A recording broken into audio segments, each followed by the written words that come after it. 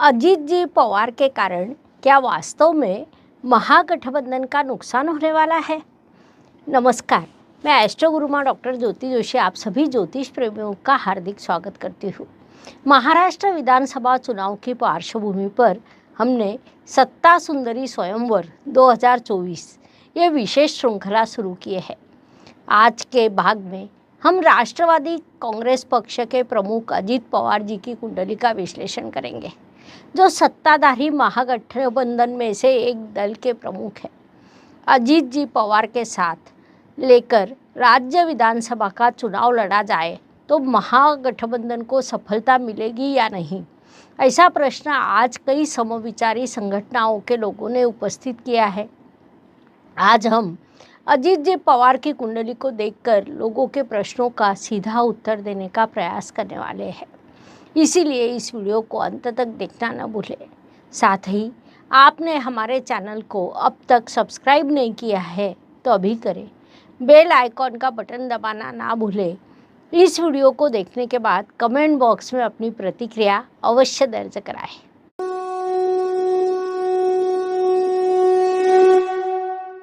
ज्योतिष अध्ययनकर्ता के रूप में हम विभिन्न प्रकार की कुंडलियों को देखते हैं।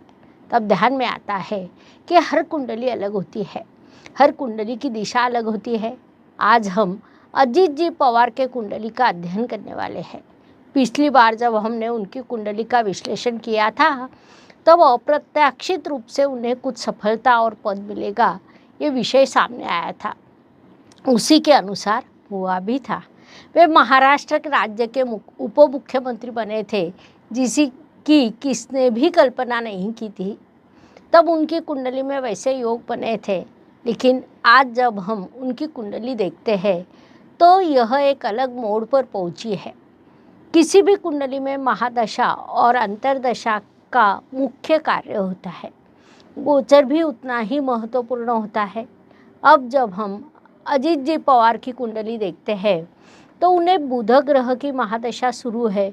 बुध ग्रह उनकी कुंडली में लग्नेश्वर चंद्रमा पंचम स्थान का अधिपति अर्थात त्रिकोण स्थान में स्थित है, जिस कारण उन्हें अत्यंत शुभ परिणाम इस महादशा में प्राप्त होने वाले हैं। लेकिन जब हम शुभ परिणाम कहते हैं तब वह शुभ परिणाम उन्हें मिलेंगे, लेकिन उनके साथ जो सहयोगी आते हैं या अन्य चीज़ें भी आती है उनका भी प्रभाव रहता है। आज हम उनके सहयोगी और उनकी होने वाली उन्नति इस दृष्टि से विचार करने वाले हैं, क्योंकि अजीत पवार जी जब महागठबंधन में गए थे तो लोकसभा चुनाव में कहीं न कहीं महागठबंधन का नुकसान हुआ है। अब विधानसभा चुनाव में भी वही परिणाम दिखाई देंगे ऐसी संभावना बीजेपी और आरएसएस को लग रही है। उस दृष्टि से उनकी कुंडली का विचार करें कि क्या वैसी संभावना है, तो हाँ, वैसी संभावना अवश्य है। मैं पुनश्च कहना चाहती हूँ कि हमारा किसी भी राजनीतिक दल से कोई संबंध नहीं है। हम केवल ज्योतिष प्रेमियों के आग्रह पर प्रमुख राजनेताओं की कुंडली का ज्योतिष शास्त्र के माध्यम से विश्लेषण करते हैं। उसी के अनुसार आज हम अजीत जी पवार की कुंडली का विश्लेषण करने वाले हैं। आपने अभी तक हमारे चैनल को सब्सक्राइब और लाइक नहीं किया है तो अभी कर लें, ताकि इस श्रृंखला के अगले वीडियो के नोटिफिकेशन आपको मिलते रहेंगे। अजीत जी पवार मई 2025 तक जिस दल में रहेंगे उस दल का कहीं न कहीं नुकसान होने वाला है। इस स्थिति में हम लग्नेश और सप्तमेश या राशि स्वामी और चंद्रमा से आने वाला सप्तमेश का जब अध्ययन करते हैं तो उन्हें बुध ग्रह की महादशा और राहु ग्रह की अंतर्दशा शुरू है। राहु के धन स्थान में गुरु विराजमान है। इसका अर्थ ये होता है कि गुरु के व्यय स्थान में राहु विराजमान है, जिस कारण अजीत जी पवार को लाभ होगा या नुकसान होगा, इस विषय का अध्ययन हम आगे स्वतंत्र रूप से करेंगे। लेकिन वे जिस दल में रहेंगे उस दल का इस काल में नुकसान होने वाला है, अर्थात ये घटना अस्थायी होती है, वह कम काल के लिए होती है। इससे किसी को बुरा लग सकता है या ये बात गलत भी लग सकती है, लेकिन कुंडली का प्रभाव कई पद्धतियों से होता है। आपकी कुंडली का प्रभाव आप पर करती है, आपके रिश्तेदारों का पर प्रभाव करती है, माता पिता जीवन साथी पर प्रभाव करती है, आप जिस दल में है उस पर प्रभाव करती है, यहाँ तक कि देश पर भी प्रभाव करती है। और देश की कुंडली आप पर प्रभाव करती है, राज्य की कुंडली आप पर प्रभाव करती है, क्योंकि कहीं न कहीं सब एक दूसरे से जुड़े हैं। निजी और अलग ऐसा कुछ नहीं होता, सब एक दूसरे से कनेक्टेड होते हैं। आश्चर्य की बात है कि प्रकृति ये दोनों चीज़ें शांति से करवाती है, जो हमारी सोच विचार से भी परे होता है। उससे भी महत्वपूर्ण बात है कि ऐसी एक दूसरे के विरुद्ध चीज़ें कुंडली में एक ही समय पर दिखाई देती है, ये भी बड़ी आश्चर्य की बात कही जा सकती है। अर्थात अजीत जी पवार की कुंडली देखी जाए तो लोगों के मन में जो प्रश्न उपस्थित हुआ है कि क्या उनके कारण दल का नुकसान हो सकता है, तो हाँ, अवश्य होगा।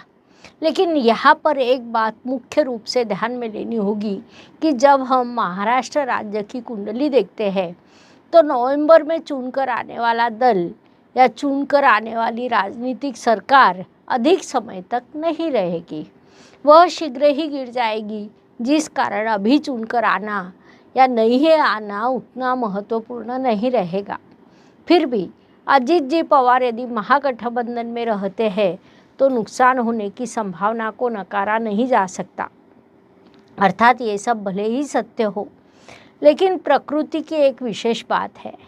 अजीत जी पवार जिस दल में रहेंगे उस दल को जून 26 के बाद बड़े विकास का, उन्नति का अवसर मिलने वाला है।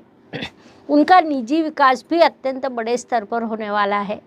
वे जिस दल में होंगे उनका भी विकास होगा, लेकिन ये घटना जून 2026 के बाद होगी। अर्थात जून 26 से पहले और उसके बाद दोनों स्थितियों में बड़ा अंतर दिखाई दे रहा है। अजीत जी पवार की कुंडली देखी जाए तो उन्हें बुध ग्रह की महादशा और उसमें राहु ग्रह की अंतर्दशा शुरू है। उनकी कुंडली में ये दोनों ग्रह भले ही कारक हो, लेकिन वे षष्ठ और अष्टम स्थान से संबंधित है। अर्थात एक कुंभ राशि की कुंडली है। कुंभ राशि के षष्ठ स्थान में बुध और अष्टम स्थान में राहु ग्रह विराजमान है। 6-8 का संबंध आने के कारण वहाँ पर बड़ी अंतर विरोध की स्थिति निर्माण हुई है। कारक ग्रह होने के कारण वे प्रगति के अवसर अवश्य देंगे, लेकिन उसके लिए बड़ा संघर्ष करना पड़ेगा। आर्थिक नुकसान भी हो सकता है, साथ ही कहीं न कहीं मानसिक परेशानी या प्रतिष्ठा को धक्का लगने की संभावना रहेगी। गोचर का विचार करें तो शनिदेव का भ्रमण कुंभ राशि से शुरू है। 29 मार्च 2025 को वे राशि परिवर्तन कर मीन राशि में प्रवेश करेंगे। अजीत जी पवार की मूल कुंडली में केतु ग्रह विराजमान होने के कारण उसका एक नकारात्मक प्रभाव उन पर होगा। पारिवारिक दृष्टि से एक अलग प्रकार के संघर्ष का उन्हें सामना करना पड़ेगा। शनिदेव के बाद गुरु का विचार करें तो गुरु का गोचर अब वृषभ राशि से शुरू है। मई महीने में वे मिथुन राशि में प्रवेश करेंगे, जो उन्हें नकारात्मक प्रभाव देने वाला है, क्योंकि गुरुदेव जब वृषभ राशि में आए थे तब उन्हें अप्रत्याशित रूप से सत्ता और पद मिला था, विशेष अधिकार प्राप्त हुए थे। गुरुदेव ने उन्हें बहुत कुछ दिया है, लेकिन जब गुरुदेव मिथुन राशि में प्रवेश करेंगे तब अधिकार और सत्ता उनके हाथ से निकल सकती है, क्योंकि अष्टक वर्ग में गुरुदेव ने वृषभ राशि को 7 बिंदु दिए हैं तो मिथुन राशि को केवल 1 बिंदु दिया है। कुल मिलाकर मिथुन राशि का गुरु और मीन राशि का शनि, ये दोनों उनके लिए कहीं न कहीं नकारात्मक रहने वाले हैं। अर्थात यह हम उनकी निजी कुंडली के संदर्भ में बता रहे हैं।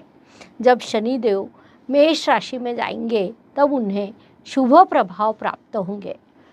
गुरुदेव जब सिंह राशि में प्रवेश करेंगे उस समय भी उन्हें सकारात्मकता प्राप्त होगी, लेकिन तब तक उनके जीवन में संघर्ष शुरू रहेगा, यह उतना ही सत्य है। इस प्रकार हम अजीत जी पवार के कुंडली का विश्लेषण कर सकते हैं। ये जानकारी पसंद आए तो प्रतिक्रियाएं कमेंट बॉक्स में अवश्य लिखें। ऐसे ही नवीनतम वीडियो को प्राप्त करने के लिए हमारे चैनल को सब्सक्राइब और लाइक करना ना भूलें। धन्यवाद। शुभम भवतु। ज्योतिष का अध्ययन तथा शास्त्र की शास्त्रीय तरीके से पढ़ाई करने के लिए मेरी 2 किताबें प्रकाशित हो चुकी है, उनका अवश्य लाभ लीजिए। Please like, share and subscribe the channel. और हाँ, बेल आइकॉन दबाना ना भूलें। धन्यवाद।